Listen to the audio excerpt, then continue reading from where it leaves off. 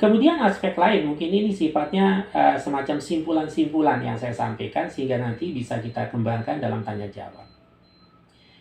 Lalu yang berikutnya, kalau kita bicara tentang mazhab atau bermazhab, maka kita juga harus memahami metodologi dalam bermazhab.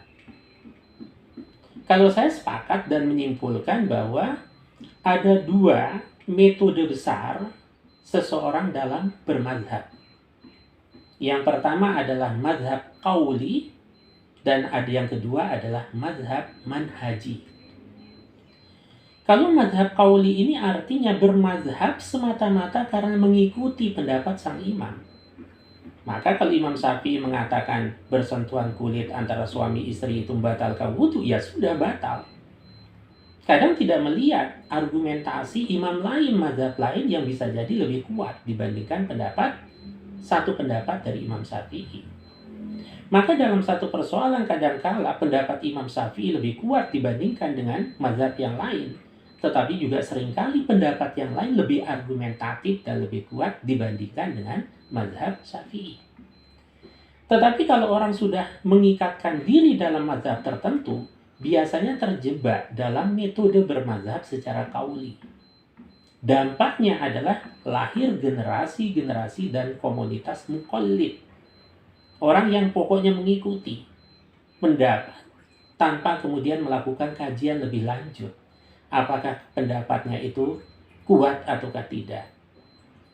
Kalau kita kaitkan dengan kondisi kekinian, kira-kira pendapat itu relevan atau tidak. Padahal ketika seorang imam berpendapat atau berijtihad, kadangkala sangat dipengaruhi oleh lokalitas kondisi real ketika beliau itu berfatwa. Maka dampaknya orang yang bermazhab secara qauli ini kecenderungannya adalah fanatik. Kecenderungannya menjadi muqallid. Maka dalilnya pokoknya atau jarine. Itu kalau sudah diajak diskusi susah itu. Karena dalil yang keluar ya pokoknya. Kalau nggak pokoknya ya jarine. Jarine mbahku, jarine mbokku, paling tinggi jarine kiaiku. Sehingga ketika kita memunculkan pendapat lain yang berbeda dengan dalil dan argumentasi yang lebih kuat, bisa jadi kita distigmatisasi. Wah ini aliran baru, wah ini Muhammadiyah, wah ini Persis, wah ini macam-macam. Padahal yang kita sampaikan itu dalil dari ayat atau hadis Nabi dengan interpretasi yang kuat. Betapa kemudian sadar atau tidak sadar, muqallid itu seringkali memposisikan pendapat imam atau pendapat kiai itu lebih tinggi bahkan dibandingkan hadis Nabi. Ini metode yang pertama. Dan ternyata banyak pada klasifikasi yang pertama ini. Kemudian yang kedua ada yang bermadzhab secara manhaji. Bermadzhabnya itu secara metodologi. Orang yang bermadzhab secara manhaji, misalnya manhajnya Imam Syafi'i, belum tentu konklusinya itu sama persis.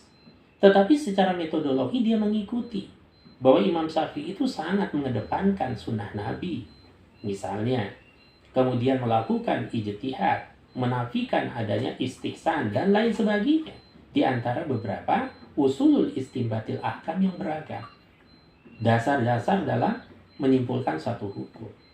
Nah, maka di antara model ijtihad bermazhab secara qauli dan manhaji, tentu yang paling dominan saat ini adalah bermanhaj secara qauli. Maka nanti kalau saya korelasikan dengan Muhammadiyah, kalau yang dimaksudkan Muhammadiyah itu tidak bermazhab secara qauli, ya. Jelas. Dalam artian tidak mengekangkan diri pada pendapat seorang imam lalu fanatik menggunakan pendapat sang imam itu.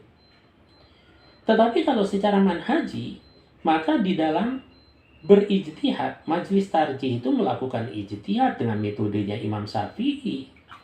Kadang-kala juga dengan metodenya Imam Hanafi dalam persoalan yang berbeda. Nah, metodenya apa? Misalnya mendahulukan Al-Quran, As-Sunnah, kemudian ketika tidak terdapat dalam Al-Quran dan As-Sunnah, melakukan proses ijtihad dengan beberapa pendekatan. Baik dengan qiyas misalnya, maslahah al-mursalah, dan sebagainya itu.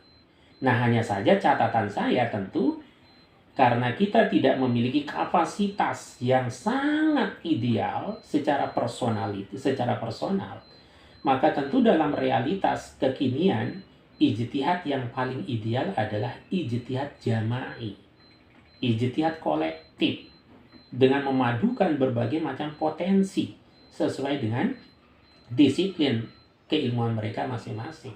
Dan itu yang dilakukan oleh Majelis Tarjih Muhammadiyah. Misalnya seperti itu.